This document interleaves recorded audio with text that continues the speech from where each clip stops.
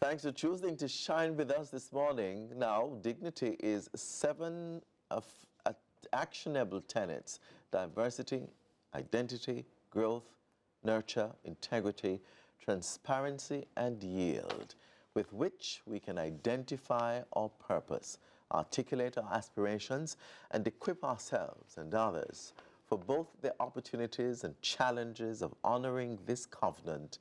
We are referring to the book. We welcome the author, Beth-Sarah Wright, of Dignity, 7 Strategies for Creating Authentic Community, to share more. Beth-Sarah, this all began with one simple question: will you strive to respect the dignity of every human being? Yes, indeed. Good morning. Good Yes, morning. it did begin with that question. And that question actually comes from the Anglican baptismal covenant. And it is a question that has really inspired me to think about these ideas, and really is a very challenging question and a very appropriate question right now in the midst of all that we're going through. Mm-hmm.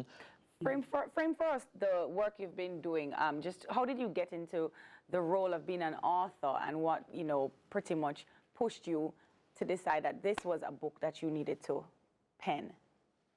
Well, I have had quite an eclectic educational background. Yes. I grew up in Jamaica and went to school in Jamaica from kindergarten to 11th grade, but then went off to Scotland.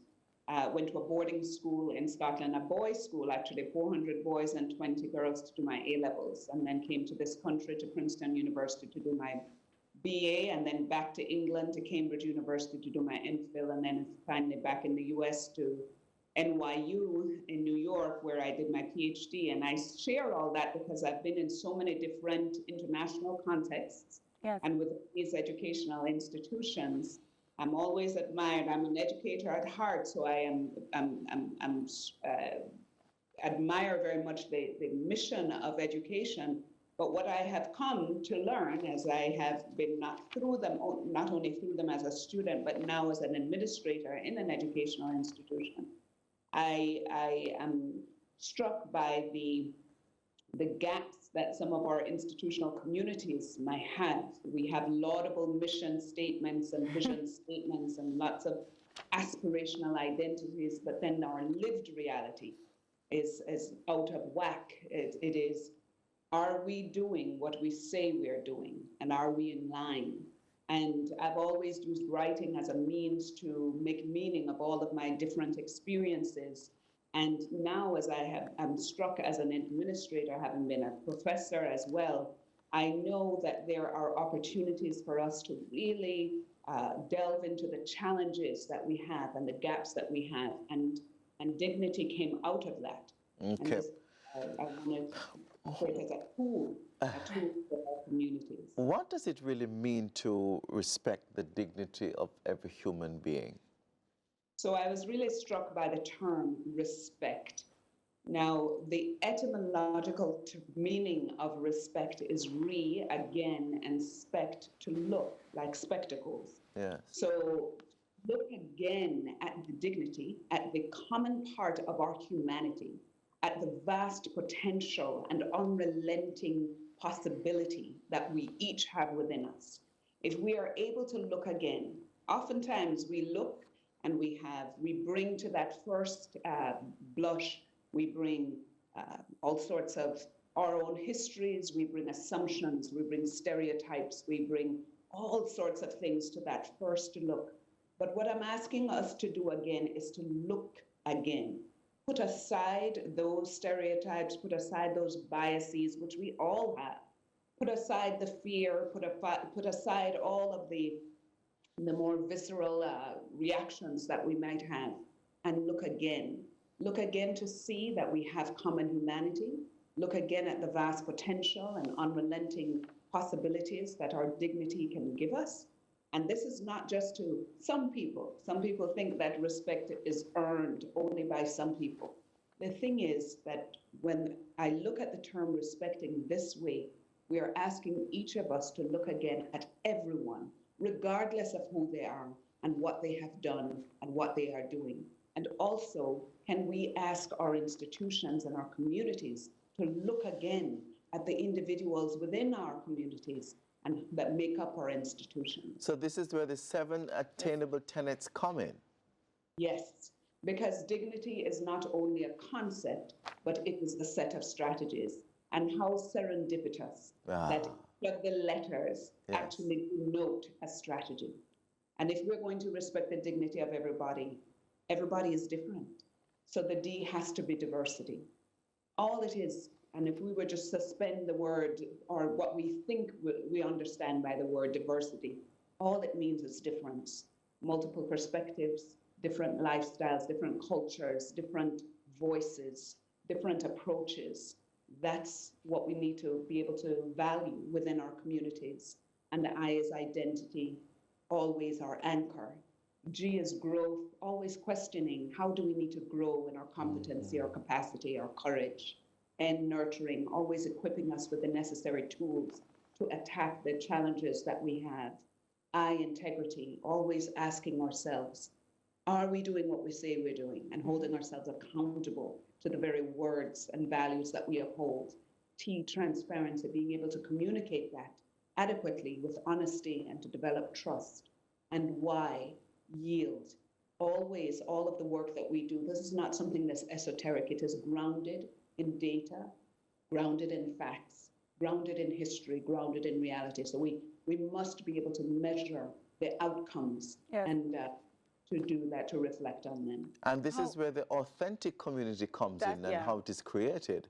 So this book is now serve as a reminder and to provide the necessary tools to get people in action to do what it is saying.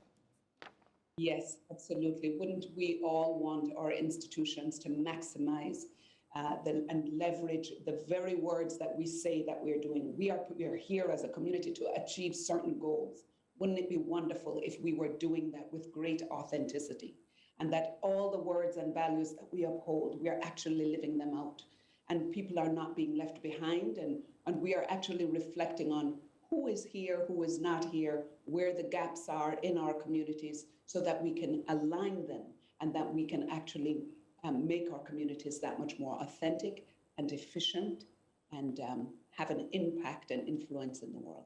Who is this book for? So you spoke a lot about institutions and just your background, you know, but can I take this up as a parent? Is this something a teenager can take up and benefit from? Absolutely. Absolutely. So one of the key features I wanted to relay about this book is that anyone can take up this work. This is difficult work, however. This is not easy work. Dignity work is very difficult work. It is challenging because it's going to put us in uncomfortable situations, difficult conversations. We might have to change our behavior. We might ask some new questions. And I believe that this is a tool that is appropriate for institutions, yes, but it can also be turned to ourselves. We can ask and look at ourselves in terms of the dignity lens. We can look at our small groups, our friend groups, communities, whatever they may be. We are always, what I would like is for that we are always having that word dignity on our lips. And we can say, boy, I wonder, what is that G again, growth? Yes, let's talk about where we need to grow. Where do I need to grow? Where do I need to grow as a parent, as a wife, as a husband, how can I do better? What do I need to do? Or transparency, how am I communicating this? Am I being truly honest? Am I looking at myself, even the most unflattering parts of myself? As an institution, we can ask that same question. How can we look at our history as an institution? Are we looking at even the most unflattering parts and communicating those and reflecting on them? Well, what is interesting is that the 7 tenets, attainable tenets, are supported by religious principles and spirituality. Yes. However, yes, they are, because that has been my background, that is my narrative. Right. But I would like to say and to really emphasize that this is not a religious or a moral imperative. Yes. I would like to shift the conversation from sort of political correctness or this is what we're supposed to do. I'm not even, the question doesn't ask, will you be kind and will you be polite to other people? It is asking, will you look again at their dignity? Mm-hmm. Dignity is unwavering. Dignity we all have. Dignity is immeasurable. That is what I would like to shift the conversation to something that is something that we all share as our common humanity. And if we cannot understand and agree that we share something, regardless of our cultures, our international context, regardless of our background, who we are, our political inclinations, if we cannot see the humanity in all of us, then we have a very different problem that we're facing. How can persons purchase copies of this book, Doc? Yes, actually, this book is available anywhere that you buy your books, Amazon.com, iBooks, anywhere. But right now, there is a sale on this book, a discount at churchpublishing.org. That's where you can find that book for a discount right now. And if you buy that book from there, you will also get it personalized from me. So churchpublishing.org. You can buy that at a discount right now, 25%. And how can people follow your work on social media? Yeah. Well, I have a website, Beth-Sarah-Wright.com, without a hyphen, Beth-Sarah-Wright.com. Just Google my name. I'm sure you'll be able to find me. I'm on Facebook, I'm on Instagram, and I have that website where you can always purchase my books even there as well. And Beth-Sarah with an H at the end, S-A-R-A-H. H at the end. Thank you. Thank you so much for sharing your work, your knowledge, and I know that people who will purchase the book will see the authenticity of it and the power in it to make the change so that that entire community can be transformed into something absolutely amazing. Thank you so much. You're most welcome. You take care.